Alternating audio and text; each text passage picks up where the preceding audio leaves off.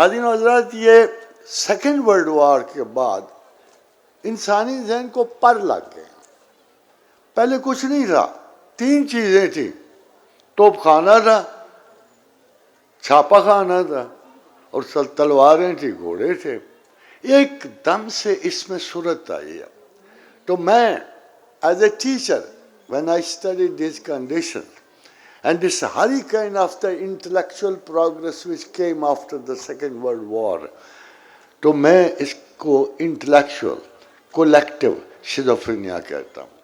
وہ انسان کا دماغ جو سست تھا، آرام میں پڑا ہوا تھا، قدر و عافیت میں تھا، لوگ کم مرتے تھے، ہتھیار لوکل تھے، اور تمام اسباب جو تھے جزوی تھے، اب بڑھ کر عالمگیر سطح پہ چلے گئے، کائناتی سطح پہ چلے گئے، زمین سے باہر نکل گئے اور اجرام فلکی میں در اندازی کرنی شروع کر دی.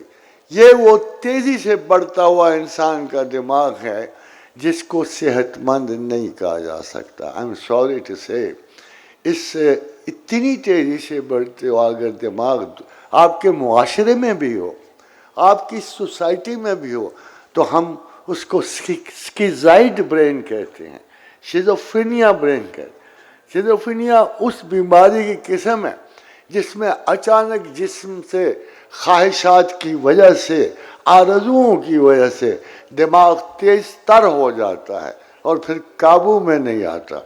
اور یہ مستقل بیماری، میرا اپنا خیال ہے کہ کم از کم 55% یوتھ کو آج بھی ہے.